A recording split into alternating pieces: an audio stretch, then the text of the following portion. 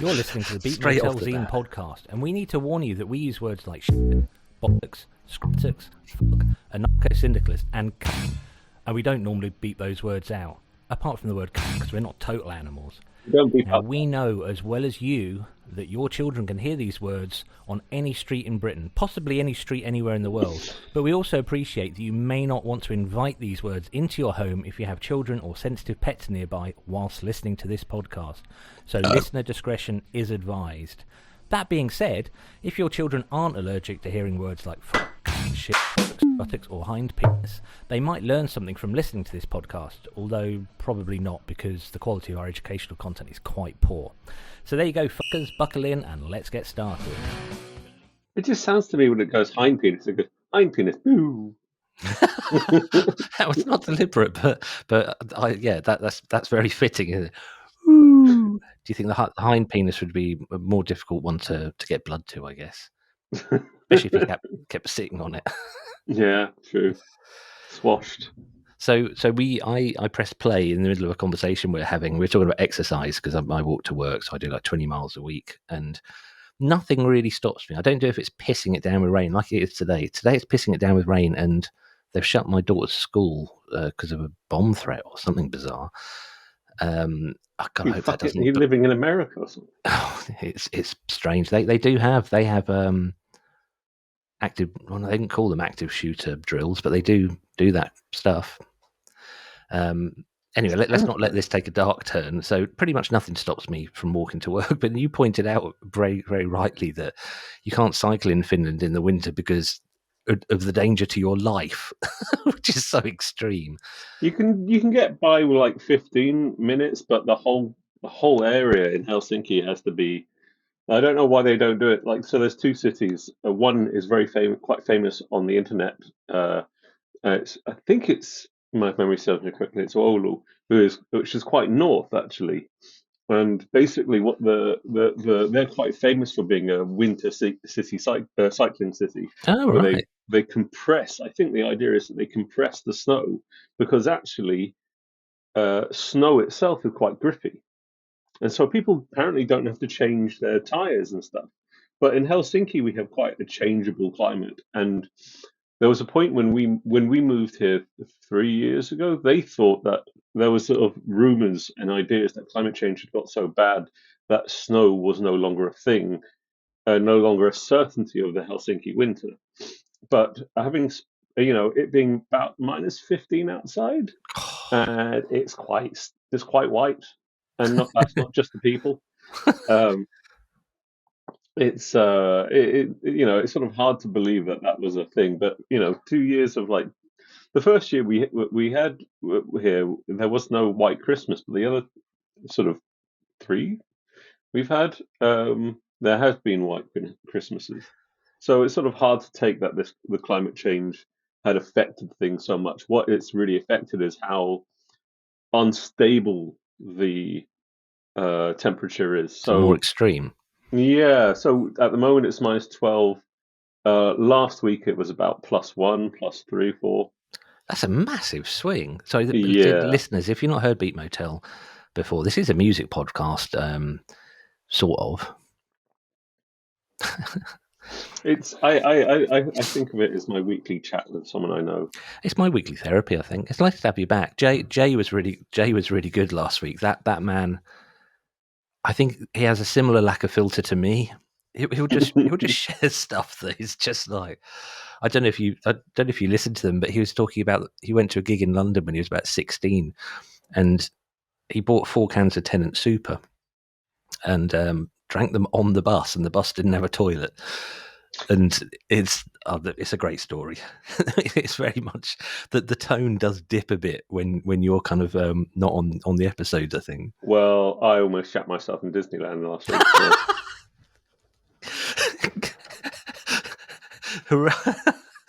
Right back there. What makes good conversation? One person saying something, another one completely fucking proving them wrong. How did you nearly shit yourself in Disneyland? Was it Disney World, or I can't remember what they call it now? Disneyland in Paris. I think just I have a bit of a sensitive stomach. and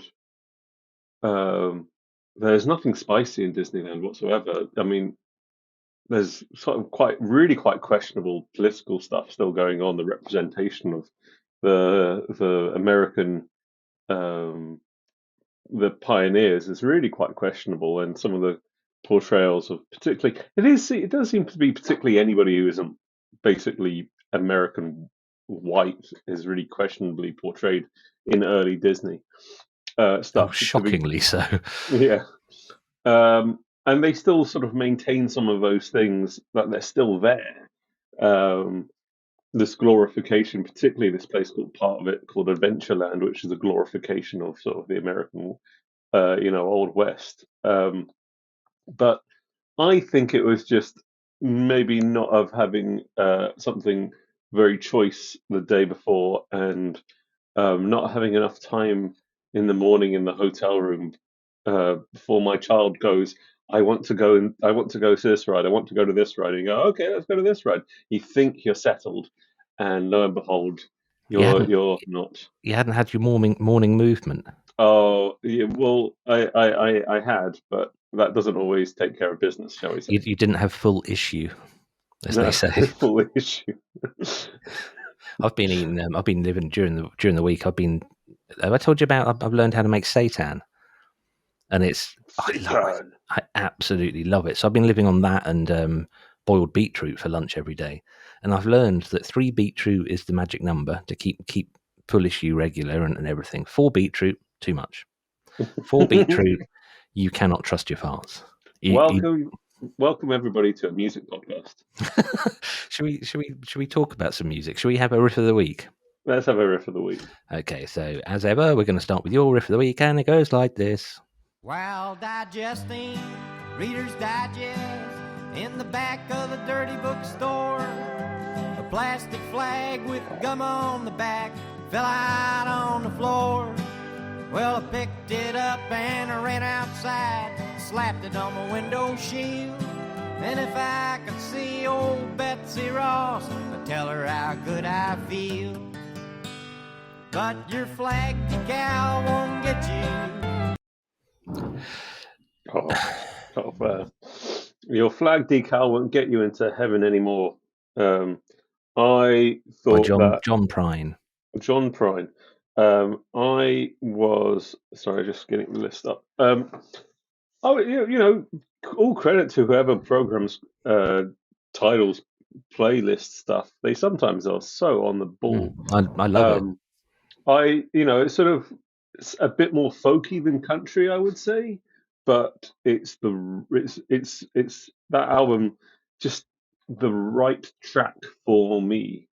I listened to the rest. That's just from his first album. I listened to the rest of it. It's good, but that track is just like the lyrics are so searing, and it's so sort of heartbreaking that I always find sometimes you hear things like The Clash's Something About England is the same sort of thing. You hear these arguments that have been happening and they're collected through these great lyricists. They're happening in songs, and they've been happening in culture for so long, and it's sort of like this. It's a song that is rallying against this sort of like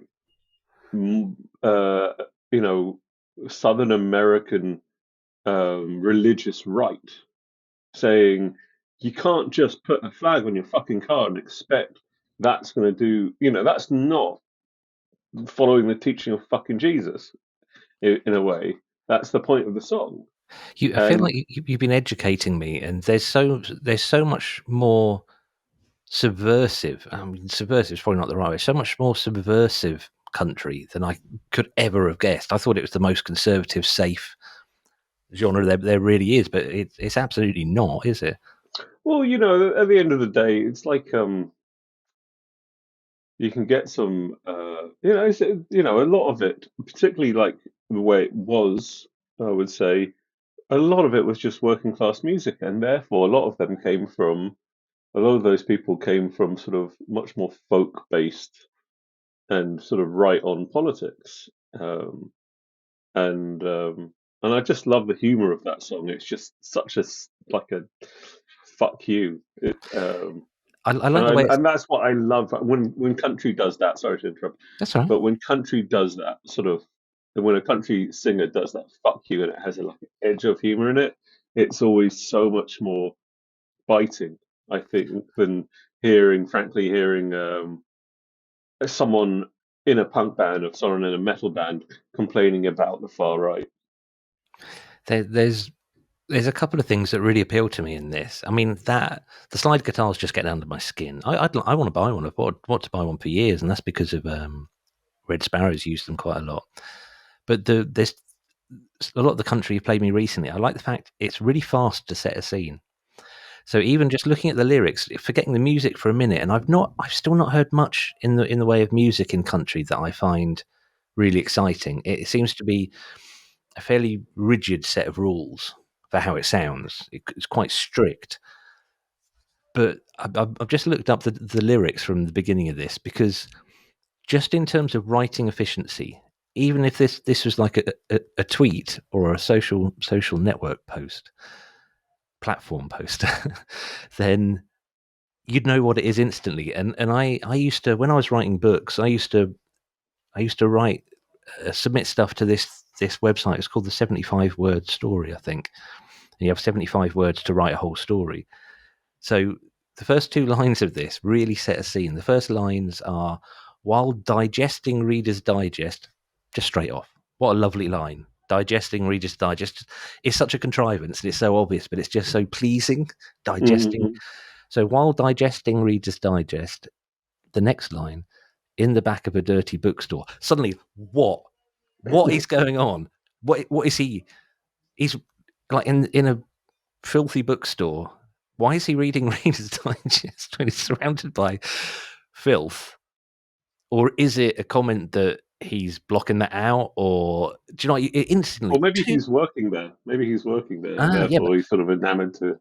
So efficient. Two lines. While digesting Reader's Digest in the back of the dirty bookstore. That makes a difference. Well, just the town dirty bookstore, though. Doesn't that make that much difference, does it? It does, because the fact it's the rather than a or one of many or on the whole street of. So he's in a small town, I'd say. Do they have villages? Oh, that's a fair point. Yeah. That's good. Do they have villages in America? Well, I think they have like drive-through towns. Drive-through towns. Drive through fucking anything in America, can't you?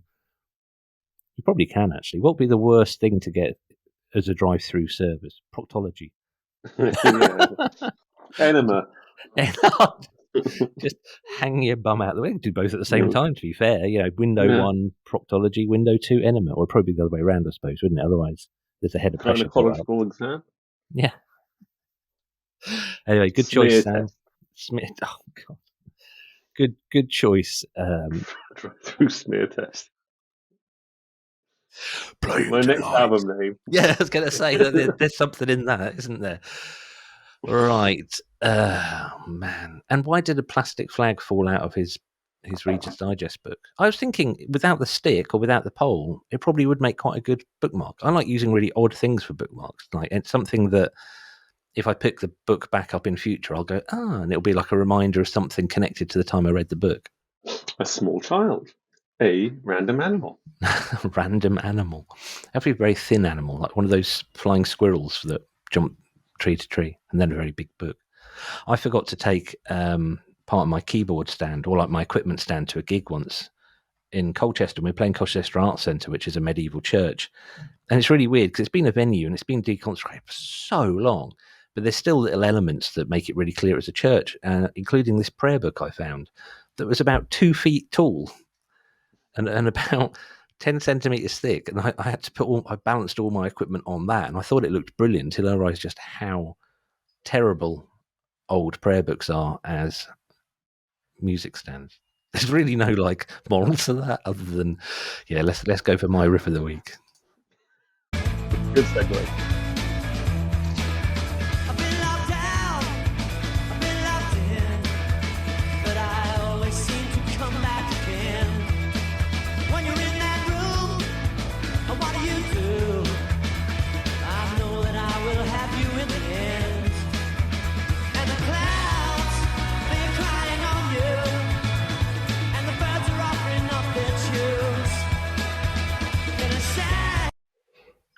you want to have a guess? No. Oh, really? I see. I really didn't know if you'd know who this band was or not. I don't know if you'd even know when I tell you. Can you guess an era? Early 90s? Yeah, Late 80s? spot on. Absolutely nailed on. It's a Crowded House. Yeah, I've never listened to them before. I know the name. I know I've seen their wares in your house. I chose that because recently I've been really appreciating simplicity in songs, and that song just starts. There's no big build up. It's two chords, I guess, and then straight into the chorus when you expect it, and the chorus lifts up. It's just really good pop. But Crowded House, really, they are worth exploring. But I think you've got to be in the right mood. Musically, they're just wonderful. Neil Finn, the guitarist and singer, is just a joy to behold when he's playing guitar. But I chose that because I thought it was nice. I liked it. Nice, sounds nice. That sounds nice. Yeah. Okay. I saw them playing in Thetford Forest once, and they So are just asking playing with themselves, or was it like is this behind a organised tree. event? When we walked in, it was when the Forestry Commission was putting on gigs, which just seems like such an odd sentence to say now. But walked in, That's progress. Fuck all this shit about like selling off the fucking fucking railways and highways and all that shit, and the dismantling of the state. Progress is having the Forestry Commission put together gigs in a fucking forest. That's cool. Yeah, see, because they got rid of British Rail, we can't have gigs on railway tracks. I was just thinking the most obvious thing, like goods yards, but sheds that the trains go to sleep in. What was it? The ATP, when they went to Iceland, apparently it was in a disused, NATO Air Force base. It was, wasn't it? I tried to get something going here in Suffolk when the Americans left, when I was about 17 or 18. Sorry, excuse me. First the Vikings, then the fucking Americans occupying Norfolk. Suffolk. And I did my work experience there and fired machine guns and stuff, which I'm sure I've talked about before. But I was with the security police when I was about 14, just doing work experiences where they sent the naughty kids, like with the police. And a lot of that time was spent driving around doing perimeter checks and stuff. And there's loads and loads and loads of underground ammunition bunkers that are designed to basically withstand a direct hit from a bomb or a missile. So they're quite large, all underground. So I contacted them and basically said, look, these make brilliant recording studios or rehearsal studios or just something like that.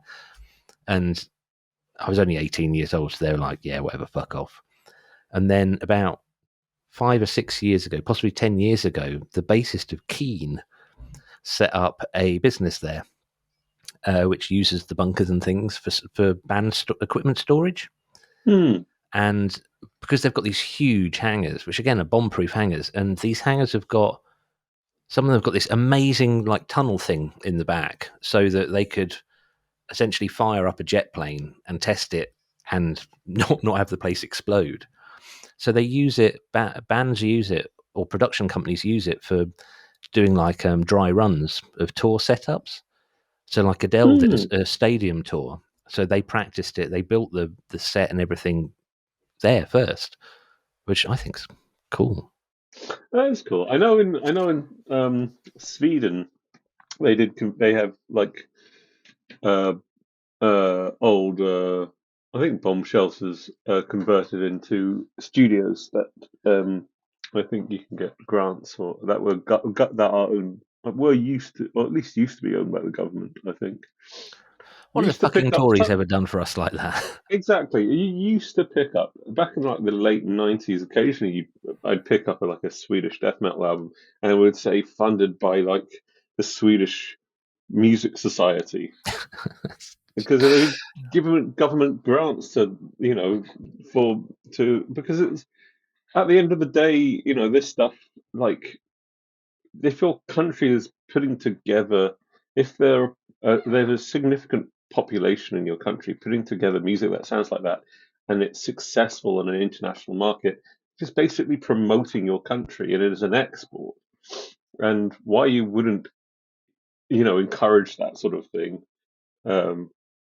is beyond me. And the Swedes did encourage it, and that's one of the reasons why the death metal scene is so well known. It's frankly because part of it was government funded, as far as I understand.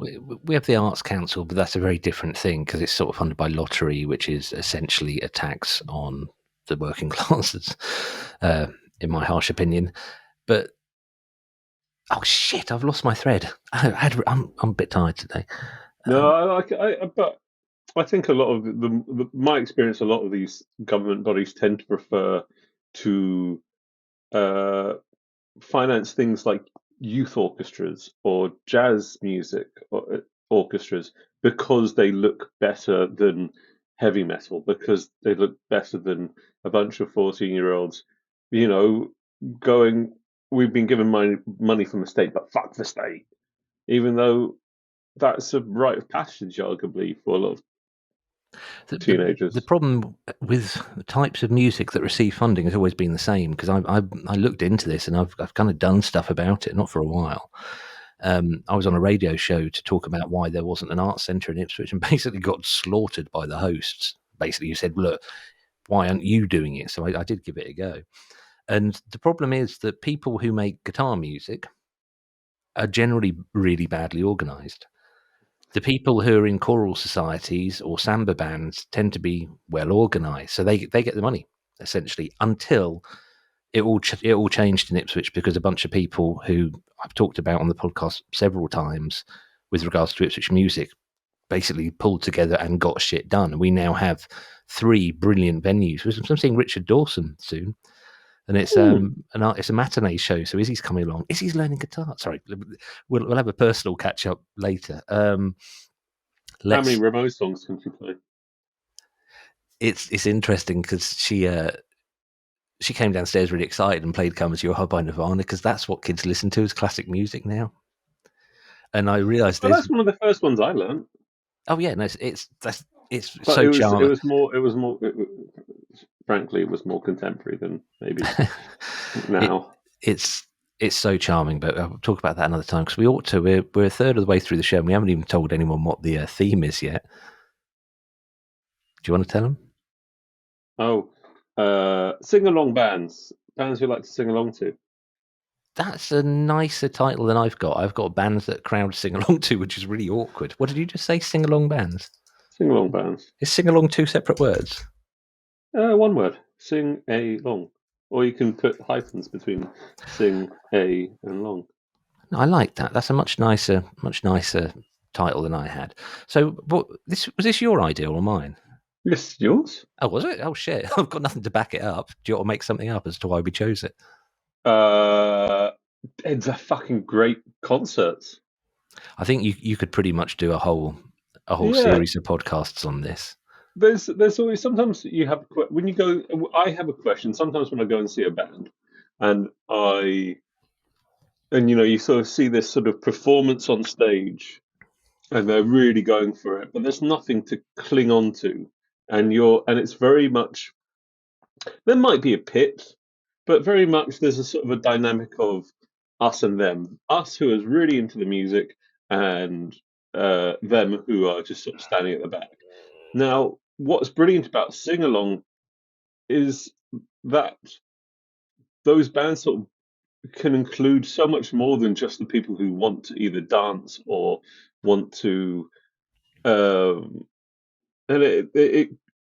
singing, like there's a weird thing like singing. Choirs are one of the most popular pastimes in the UK and Finland, frankly, because it brings people together. It's a really fucking great experience when you're actually all in this, when you feel like you're connected to this amount of people and you're all in the same space at the same time. I think it's a really primal thing. I grew up going to church, and that's how I learned how to play and how to interact with other musicians and bandmates and God. And I've just remembered one of the things that used to really mess us up is it was a very happy, or still is a very happy, clappy, very modern church. So it wasn't like sort of hymns. It was like the rock and roll. There's a guy called Graham Kendrick who wrote it all. And the thing that always messed us up was when the congregation started clapping, because groups of people cannot clap in time. And I'm always amazed at metal gigs where the singer's like trying to get everyone to clap, and the drummer must be going, "Fuck's sake, don't do that! Don't do that!" Because it's the worst thing that can happen. Oh, I hate it because I just think it's so fucking American. Oh, we talked about this, didn't we? Because you said about Matey from Killing Joke. Just go, no, no, this isn't what we do. I do. I like crowd interaction. I think metal does it really well, because metal does it in such a joyous, fun way. And I've just remembered when we saw Canon Viber at Tufnell Park Dome, which there is if you go trawl back, there is a review of it. They split the entire crowd in two, and it was a sold-out crowd.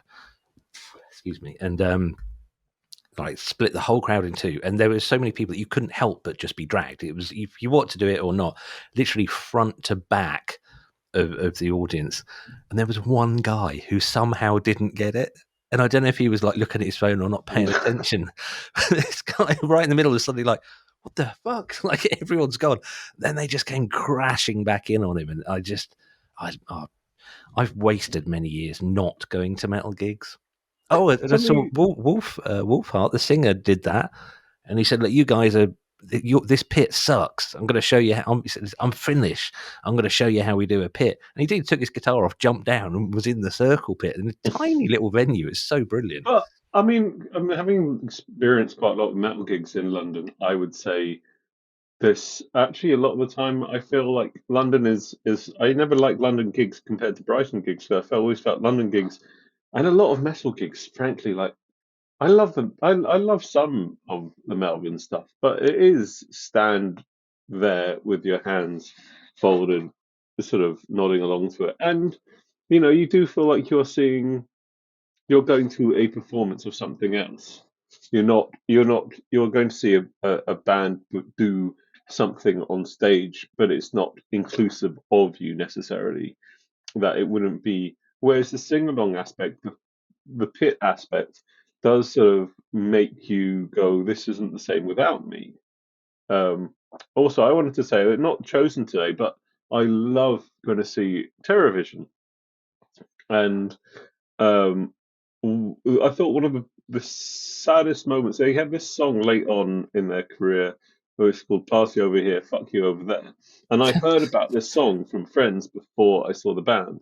And they split the crowd in two, and half of the crowd sings Party Over Here, the other half of the crowd sings Fuck You Over There. And they recorded it, and it was like, you don't need to record that song. It's like recording, I don't know, it's the cheap shot to me. The cheap shot crowd pleaser. Yeah, but it's a fucking great live song. There's no problem with that song. Like, I sort of think things should be kept. Some experiences should be kept for the live experience. The sort of like, oh, I really love this song. I want to go and see this crowd, do that again. One of the things that I think is lacking these days, now that musicians are actually trained, in the UK, there's quite a lot of bands now in the charts, in the hit parade, who went to college to learn how to be in a band. Well, I mean, it's amazing that is the case. But when bands first came about, you'd get 3 or 4, possibly 5 years of a band existing and playing live before they even did a single. And by the time they did an album, maybe 70-80% of the songs they'd written and played live for years wouldn't be on that album. So you'd have all these songs that had been played live many, many times, seen by loads of people that weren't recorded, just didn't exist. But bands now seem so efficient. Like, we need to write 12 songs for an album. We'll tour those 12 songs till we've got them right. Then we'll record them. And then for the next one, we'll play 30% of the first act. It all just seems a bit clinical. I think it's a real shame that you used to see bands and you'd see songs that you'd never hear again. Yeah. And, the last time I felt that happened with me was the band that is now not known as Slaves. What are they called again? Soft Play. Yeah. And they had a great song. The first time I saw them was supporting Wonk Unit in Brighton at the Prince Albert. And the Slaves had this, or Soft Play had this great song about shitty jobs at the factory. Because I imagine, young men as they were then, that was all they could imagine for themselves outside the music. They seemed quite like working class background, so maybe they're just going, in the tradition of a lot of songs about having a shitty time at the factory. And I just thought it was the fucking greatest thing they did the whole gig.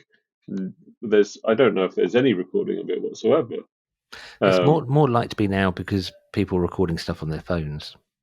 Yeah, I heard, but it is this thing of like, we've talked about this before in the one about the live album, which is sort of that different experience from the album to the live experience. And for me, like, yeah, I think coming back to the subject, I think the sing-along gigs are always the ones that when I find myself breaking down to sing along, I always enjoy those gigs the most. Right, let's go for the first choice.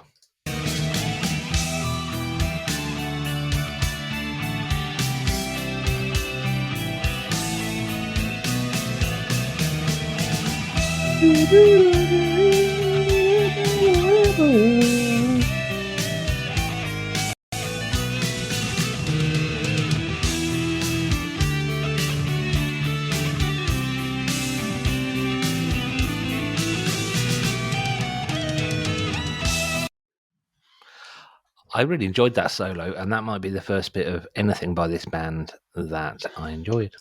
So, can you get the sing-along bit? Do you know what the sing-along bit that was? People sing along to the solo. People sing along to every part of that song. Every part of it. So you've got people in the crowd doing the drums, people doing the bass. Yeah. Well, not that you can ever hear the bass with Metallica. Bass down here. Just 5 people amongst the 80,000. So I went to see them back in the best time I've ever seen them was Reading. As the last time I went back, it was 2008. I went to Reading, and I went by myself, and I don't think I saw a few comedians. I think I watched about 15 minutes of the Dropkick Murphys. You can no other bands. And then I went to see Metallica play for 2.5 hours, something like that. Wow. And of the stuff, particularly the thrash stuff from the first 4 albums, but also people sang along to the riffs, they sang the solos, they sang the vocals, they sang the backing vocals, and like I remember the whole crowd just singing that solo. And I know Kirk Hammett, the lead guitarist, has sort of said how boring he finds playing the same thing every night. And I completely get that. They've been on the road for, God knows, like 40 years now or something like that. So, yeah, he has every right to find it boring. But there's also an argument that say that he could just stop playing. Like, if you listen to a live Metallica album, James Hetfield, like, he might put in lyrics here and there, but he's rarely singing the whole song. It's the crowd singing a lot of the time. Yeah, it's a complaint about Robbie Williams that somebody I know, I can't remember where I saw him, I think it was Nebworth of all places. And he said that he only sung, he's like just holding the mic out to the crowd. And this friend was like, why the fuck did I buy a ticket just to hear like everyone else sing the song? Which is an interesting perspective, I think. Yeah, I know. I don't really like modern day Metallica live albums because I don't really want to hear the crowd sing it so much. But I loved being in the crowd, hearing people singing the solo of a song. I was pretty sort of like, and also I never thought of Metallica as like, you have obvious sing-along moments in Metallica songs. They do big choruses, and they've always done big choruses. But apart from that, they're not obviously sing-along. I was surprised that was on the list. Actually, I wouldn't have guessed. I wouldn't have guessed that at all. That was my curveball. My next one's really bloody obvious.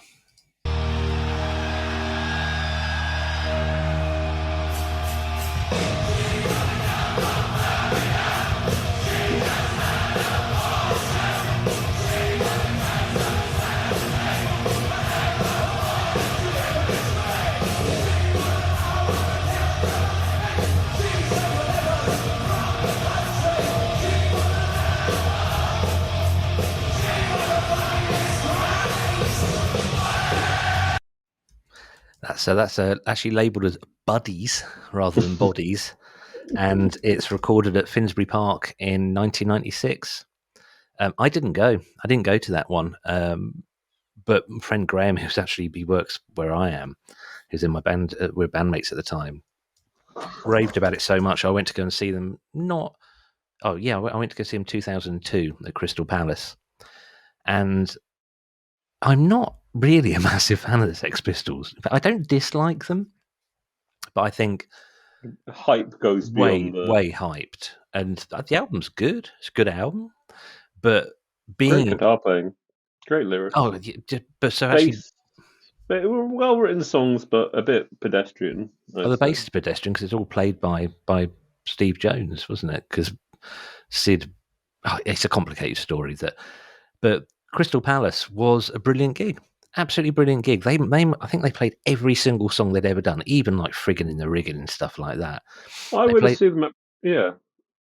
see them at Brixton Academy. I think it was Brixton Academy. Might have been Hammersmith Apollo. I didn't really get them until I saw that gig. I saw the reaction. I saw the reaction of what was then 40-something-year-old men losing any ability to control either their mouths or their pissing themselves instead of going. Oh, you mean the audience? They go into the pit, and rather piss themselves in the pit than go take themselves out of it. They were reliving themselves as Saw so many wild things at the Crystal Palace one. I kind of wish I knew more about the support band. Libertines played, which I don't give a shit about. But apart from the fact they were wearing like Red Army, old British Army jackets, Victorian era, and they threw them into the crowd very dramatically, and the crowd threw them back. And Angie Will Know Us by the Trail of the Dead played, and the singer kicked a monitor off the stage, and it landed on a photographer, which I just thought was just shit. But I've got so many good memories of it that changed my opinion of John Lydon, because between the bands they were playing like dub and drum and bass and stuff, and John Lydon was coming out and sort of being a part of that, and I really liked that was about as far away you can get. Right, saw Red Hot Chili Peppers, awful gig, awful band. And the pictures in the live album, which was released of the Hyde Park gig I went to, is like Anthony Clitoris just kind of like backstage. He's concentrating, taking it easy. He's huffing like oxygen and like focusing on his game. And I loved that the Sex Pistols was the total opposite of that. You could see them all, because we're up in the stands. It's an athletics track. You could see everything backstage, which is kind of cool. And they're all just milling around and hanging out and chatting to the crowd and stuff, and it felt like a really inclusive. It felt more like a family party or something with the gig. There was the first gig I went to was the Smashing Pumpkins, the Pumpkins of Smashing this in like an arena in like not arena but like an old sort of sports spot. Is that your first gig? Yeah, on the Aventador tour, and you could see the backstage part, or a lot of the backstage part, and there was a Portaloo, and the crowd watched and yelled for Billy Corgan as he went into the Portaloo. And I don't know if it was my imagination or if this actually happened, but when he came out again, they cheered. Oh, that's so wonderful. Billy Corgan being cheered on while he's pinching one out. Wipe, hooray! Oh, Is it clean yet? Is it clean yet? One up, one down, 1, 2, polish. Right, let's go for your next one. Rakautasi, Rakautasi, Rakautasi, Rakautasi. En tahtoisi olla ilman sun. Rakautasi, Ilman lämmittävää. Rakautasi. Jos en enää saada voi sun. It was that. That was a Finnish pop rock metal band, Ursus Factory, who are a two-piece, a great guitarist and a drummer, and they both do the vocals. And they seem to have a sort of quite a strange sense of humor about themselves. And I went to see them when gigs started coming out of when gig stores started thawing thing. I went to see them at this very after famous lockdown. club. Yeah, after lockdown, I went to see them at this very famous club here in Helsinki, and I didn't know what sort of to expect because the album that I got into them on, it sort of references a lot of pop rock from the 90s, I would say quite British stuff, then Green Day and some heavy metal. The last album had like Rammstein sort of stuff, and they sort of reference very heavily other sort of bands, but they do it in a very sort of like that track. They go through every single way they go through so many different ways of redoing the same thing. And on that track live, they got the whole crowd to sing that backing vocal, and the guy did stuff over the top of it. And it went on for, I don't know, 10, 15 minutes. And it was pretty epic. And they're one of those bands, they sing in Finnish. They're never going to go beyond Finland, but they've got a fucking great following here, and they seem to have a really, really good time. And it's sort of a shame. I think they're one of those bands that highlights, it's a shame how limited people are to thinking that you can only listen to other language or other music in different languages when either you can't understand what the vocal's saying because it's so buried in sort of gurgles, like in metal, or they Buried in gurgles. or it's ethnic in some way, And they're just a great fucking rock band, and they have a really good relationship with their crowd. And the singer's a beautiful, chubby man who wears this like black string vest a lot of the time, and it's a bit of like, there's something going on there. Fair enough. Something going on there. I really enjoyed that, and that was a real surprise. How do you say the name of the song? Because to me, it looked Rakataki. No, and God, I'm not like lol foreigners. I'm genuinely trying to say this. Well, I mean, this will be if there's any other Finnish person, if there's any Finnish person listening, I'm sorry. I'm just going to get your father-in-law to say it. Well, I would, but he's in Spain, which is why I'm here. How loud is his voice? Rakkautasi tarviten. Okay, no, it sounds passable to me. I wouldn't know. It's certainly closer than I got. The spelling's RAKKAUTTASI, and that's just the first word. They are like they have a lot of syllables in there. In a lot of syllables in their words. Silly balls in their words. That's a Blackadder thing, isn't it? Anyway, we ought to move on and play the next song. I enjoyed that though. Thank you for that.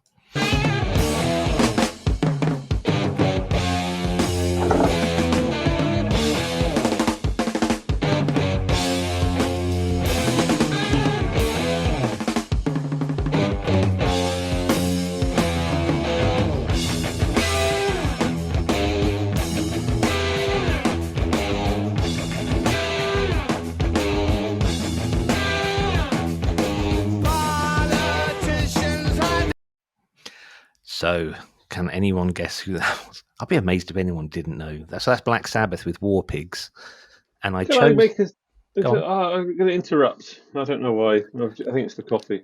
If you ever want to listen to what the difference between a great drummer and a good drummer, listen to the last Studio Black Sabbath album and listen to the first few Studio Black albums. Bill Ward was and is probably incredible. And the thought that, frankly, that Black Sabbath could replace him with either just a studio drummer or the Rage Against the Machine guy, who is... Oh, is that who it was? Yeah, I think it's the Rage Against the Machine guy on the last album. He's good. He has no jazz to him. Bill Ward has a lot of jazz. There's a lot of swing in it, isn't there? Yeah. I've never noticed that before, but there really is. It never made sense to me that they just got this heavy metal drummer in. And even if he does think he doesn't swing, you need someone who's pretty loose to get the bill, to try and do something different.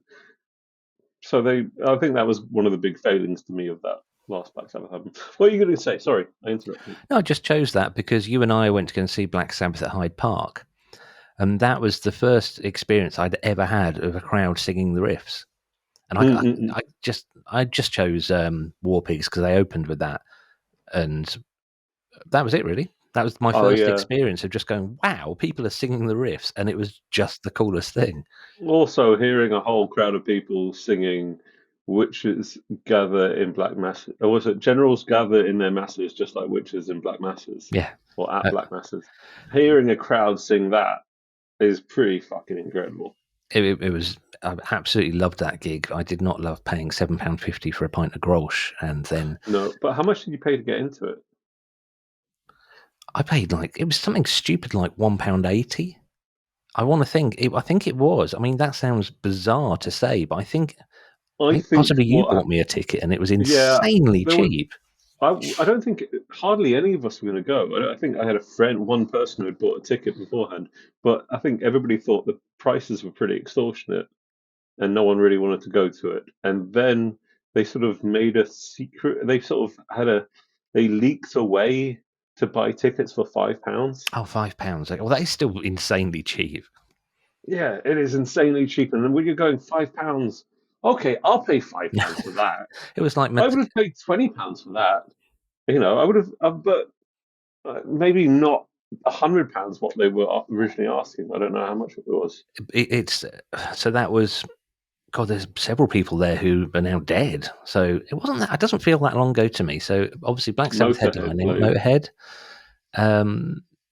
that band at Soundgarden. Oh, I hardly saw anything. I remember seeing Motorhead, Soulfly, and Black Sabbath. Oh God, Soulfly as well. Yeah. I think the reason they do it, obviously, they want to get as much money through ticket sales as they possibly can. Any promoter does. But I think the reality is very big festivals like that make more money from concessions, from the food stands and taking a chunk of that than they do from the tickets, because they are incredibly expensive to put on. So if the ticket sales are poor, making them suddenly cheap is probably a good way to try and make sure they don't, massively lose out. Because we spent, you think, between you, me, I'm trying to remember who we were there with. Some of the guys, like Mafro might have been there, some of the guys from Kent. So just between us, we probably spent £200 on beer and crap food. I still remember trying to spend most of the time in the pub before going to, because I didn't want to pay the prices. I remember getting horribly drunk, and I don't even know how, because it took so long to get a beer and it was so expensive. But I can remember being quite. I remember losing you when we were coming out of the. That was the days when they had mobile networks that really couldn't keep up with crowds. These days it's not that bad, but if you lost someone, getting a message through to them was really difficult. I bought some CB radios, like walkie-talkie radios, because when we go to places now, like especially the big gardens that we go to as a family, Emma wants to go and look at absolutely everything. I want to sit under a tree and read a book, and Izzy just wants to explore and make TikTok videos. And a lot of places we go, because they're old stately homes out in the middle of nowhere, don't have a signal, or we're on different networks by design. So I bought a set of radios. So we've got these little CB radios when we go now, so we can still communicate with each other. I just imagine them going, Andrew! Dad! Yeah, it's fun. Right, let's go for... Do you just fart to each other through you and Izzy? Well, now.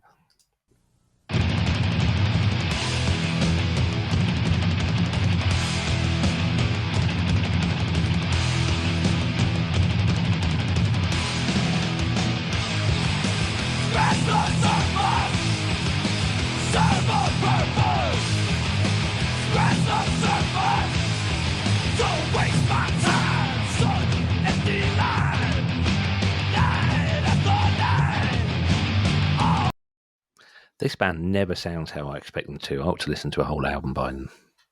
Don't listen to anything past 2001. Who is it? Sick of it all. 2001?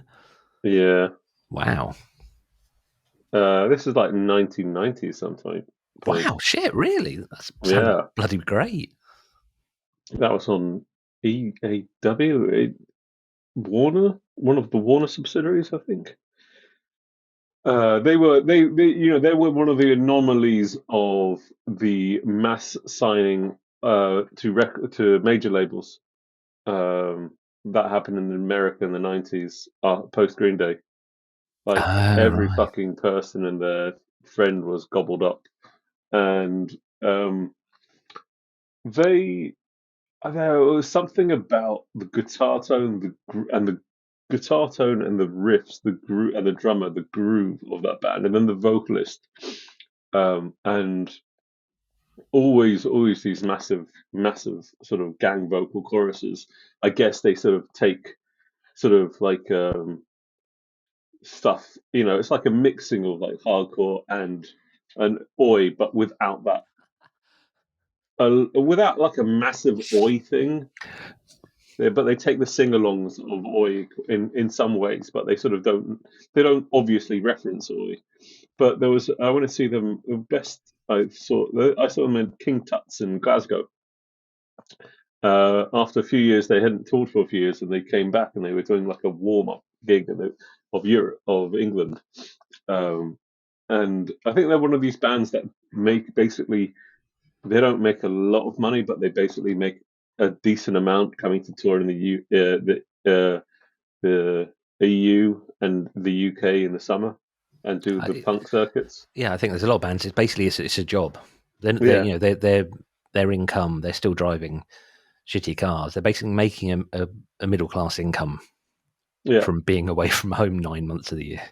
And they so there was sort of like a warm up tour, and it was this, I don't know, King Tut's. I think it's King Tut's. I can't remember, but it was only time I've really spent time in Glasgow, and there was this, and it was just this. Everybody, it's like the friendliest pit I've ever been in.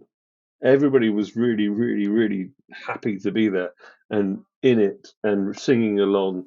And everybody who fell down got immediately picked up, and there wasn't any macho bullshit there. And I remember, I think it's the singer's Lou Collar, because it's the brother and the singer, the guitarist, and he was sort of like standing over the pit, this small stage, standing over the pit, and he was sort of conducting it. So where his hand went, the pit sort of rose up. Wow! And it was like, that's sort of the romanticism of my imagination, maybe. But it was one of the funnest gigs I've ever been to. And every song was just this massive sing along. The hardcore all day that we went to at the Camden Electric Ballroom was really good fun. But just the attitude, I would have thought. Surprised. I don't know why Sick of It always struck me as more of a sort of jocks or sort of a.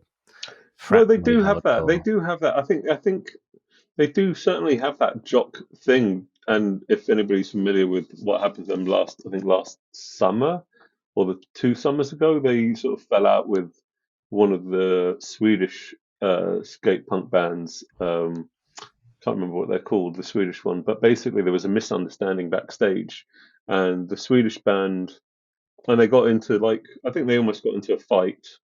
The Swedish band said, "Yeah, we were fucking idiots, and we want to apologize." And Sick of It all sort of came out, sort of sounding like, "No, you don't fucking apologize. We're gonna have a fight." And it was sort of and that really put me off. They must be in their 50s by now, though. They've been going that long. Yeah, but they have this, I think there's an aspect of like a macho bullshit underlying them. I love, in a weird way, I think when they were around in the 90s, they were actually a bit rounder. They had a bit rounder edges than a lot of that sort of hardcore scene.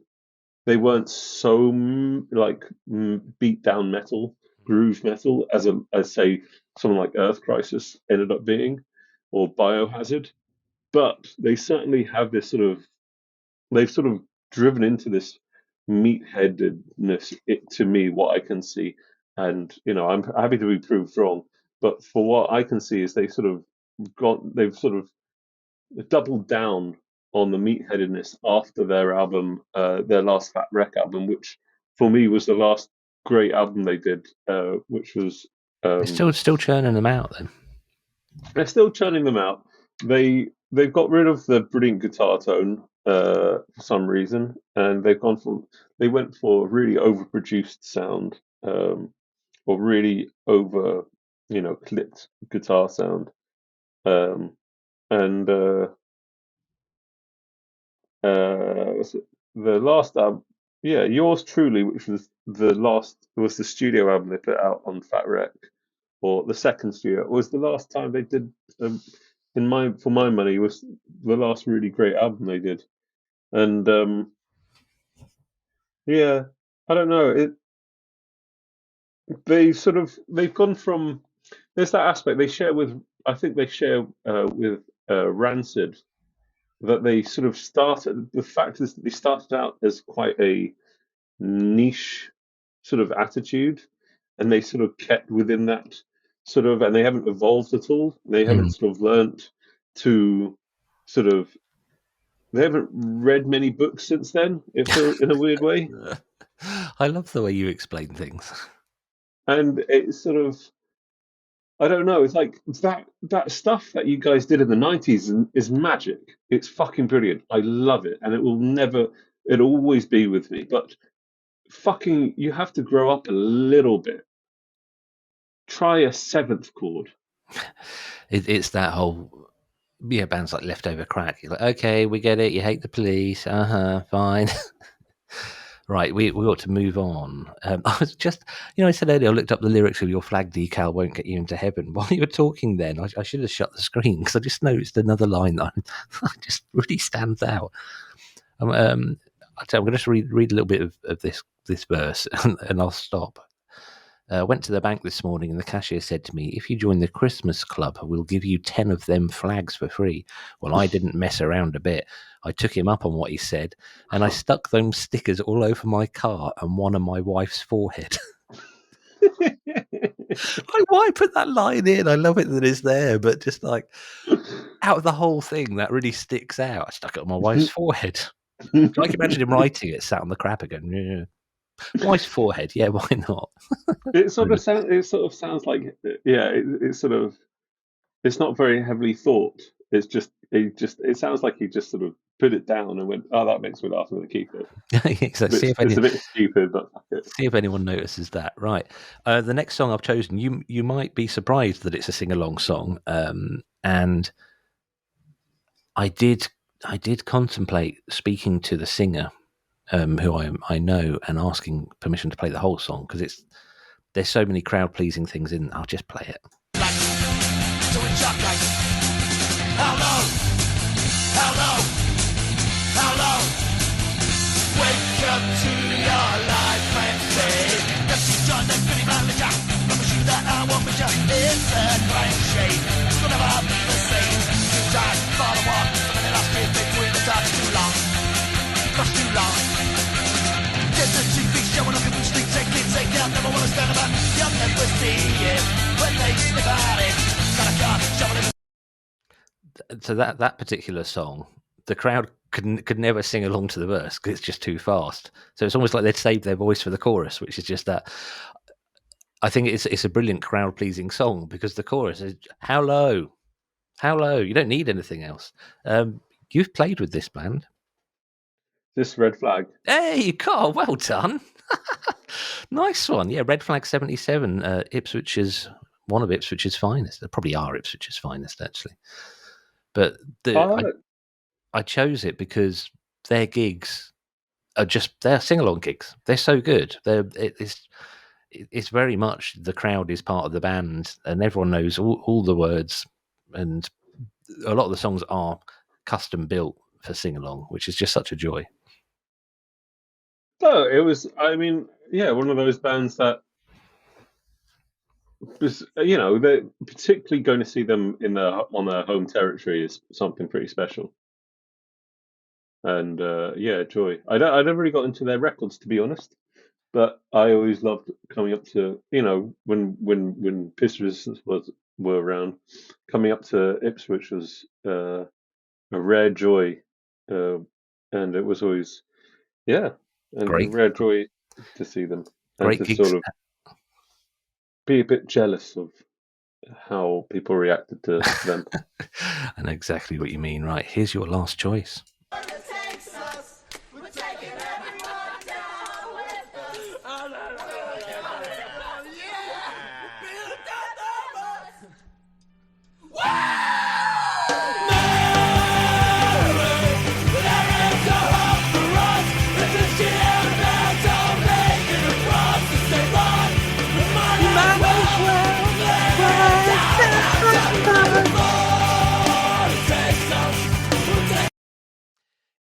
I'm so pleased you chose an Against Me track. This would have been a fucking nonsense of an episode without Against Me. I thought I put it down last because I thought you would go for the same thing and it would coalesce. I like that you chose that bit of that song as well, because that's so overtly sing-along, isn't it? Just strip everything else out, just make it really clear. And I love Laura Jane's laugh in the middle of that. It's just one of the most joyous bits of recorded audio in existence. One of the worst sounding albums ever, but one of the albums with the greatest feels to it ever as well. She agrees. She says, I don't know why the fuck we chose that snare sound. And it's I don't know, I remember I dragged a friend's. I'm sad I never got to take I haven't been able to take my wife to see them. And one of the bands I really would love to take Sana to see them, because I think they're one of those bands that's cuts through everything. Even if you don't particularly like the music, you go to see them live, you go and see them at their own gig. And in the UK, in London, they always played, the last few times was the Garage, which was like 450. Is it Garage? No, we saw them at Camden Electric Ballroom. Oh, that's it, Electric Ballroom. Yeah. Which is, I don't know how big the Electric Ballroom. It's not massive, but it's big. Yeah, probably is. I'd say 600 tops. Yeah. So, but the whole 600 are singing along to every fucking song, and it doesn't. And that's that thing of, like, you talk about red flags, like no one can keep up with that song. That album, Laura Jane Grace has gone through an interesting sort of point in her, like, lyrical delivery. That album was sort of like, I don't care about how many words I have to fit in. I'm just going to fit in. The words are more important that they're there than actually it makes like musical sense. But the urgency in the delivery of those words means that you're sort of propelled into it. And and I've dragged people along who I wouldn't ever sort of argue that they didn't get the albums, because if you don't sign into punk, and that sort of stuff, why would you ever listen to something that sounds that bad? But go and see them live, and you'll just come out of it going, yeah, that's fucking amazing. Because it is that thing of, like, last time I think I saw them, I wanted to go to the Pit, and someone in the Pit told me they thought I was being a bit aggressive, and I thought, well, this is the Pit, and I don't think I'm that aggressive, but I'm going to respect that, and I'm going to step back and go out of the Pit. And I came back to my friends; they all stood by the bar, and they were all, apart from one of them who didn't know any of the songs who I dragged there, pretty much everybody was singing every single fucking. So I could still participate, even if I couldn't participate in, or it didn't really feel like I could participate in the way that I used to participate when they were a punk band. I would argue I could still participate in a way that I felt connected to the band. The audience has evolved a lot, and we must do an Against Me episode at some point. But you're completely right. My wife used to refer to them as that shouty band, and this was third album period, so Searching for a Room with Former Clarity. And we were at Reading Festival, and they're playing after Capdown, and after that gig, she just went, "Yeah, I get it, completely get it." And then she came with us, probably quite a few years after that. She came with you and I to Electric Ballroom, and absolutely loved it. The thing I like about the Electric Ballroom is you can sort of go, there's like a gallery sort of around the back. So she watched the whole gig from there, and it's just one of the best gigs she'd ever been to, just because everyone's singing along. She said there were points during the set that she couldn't hear the stage instruments.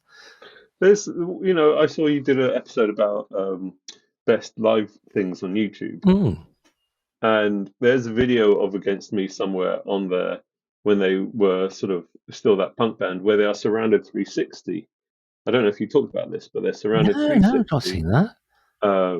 By the crowd, and I think you can hear like a bit of the drums. You can't hear anything. God, no, I want to see that. That sounds absolutely brilliant. Go and dig it out. Gonna have to play my last choice.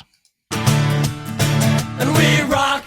Because us against them, we found our own reasons to sing. And it's so much less confusing when lines are drawn like that. When people are either consumers or revolutionaries, enemies or friends hanging on the fringes of the cogs in the system. It's just about knowing where everyone stands. All of a sudden, people start talking about guns, talking like they're going to war. They found something to die for. Start taking back what they stole. Sure, there's every other option, but doesn't make a difference how we get it. Well, do you really fucking get it? I was singing along to some of that, completely forgetting that I'm hearing it because I've got headphones on, and I am essentially just sat in an office with lots of people outside the room. So that was against me again. Sam's choice was "We Laugh at Danger." My choice was "Those Anarcho Punks Are Mysterious." God, the song's really short, so the big part of it is that sing-along bit. But that really captured my heart. That got stuck in my head to such an extent it was almost worrying, because it's got a message. It's angry and it's hopeful, and I love it. And there was one of the I thought for me. So Laura Jane Grace has got a new solo album coming out, and on the last single she released from it, it's coming out sometime this month, maybe next Friday or something. On the last single from it, there's this moment where it sounds like it just should be James Bowman's voice singing backing vocals, and it's her doubling up with herself, and it's sort of a bit heartbreaking. But then I read it recently in a Rolling Stones interview that she is moving closer to James Bowman. She's just got married and she's moving closer to James Bowman, so they're looking to hang out more and maybe restart things, see how it goes on. Because I think they just got a bit sick of everybody got sick of each other by the end of it. They kind of lived with each other for well, you do live with each other when you're on tour. And they're definitely a hard-working band. And then a lot has happened. It's not like it's a standard trajectory. Like, it's been a bumpy ride. We are massively over time. I'm getting loads of text messages from my daughter. What does she want? So I'm going to have to look. Well, she started calling me Darther instead of father. Darther. Hang on, I'm just going to tell her, bear with. It's always because she's trying to log into an account or something. She's playing this game called Overcooked on the Switch. Have you seen it? No, it's where you overcook things. Basically, yeah. God, that crop. She made flapjacks a couple of weeks ago, and she saved a little bit for me, which is lovely. I don't think I've ever taken on so many calories in such a small. It's basically solid treacle with a sprinkling of oats. I was sitting there like buzzing my tits off for about 20 minutes going, I now have diabetes. Instant diabetes. Instant diabetes. But Sam, this has been an absolute joy, but we're going to have to wrap it up. So listeners, thank you ever so much for listening. This is episode 61, which means that if we take into account the shorter live reviews, there's around 50 hours. There's over 2 solid days of Beat Motel episodes out there.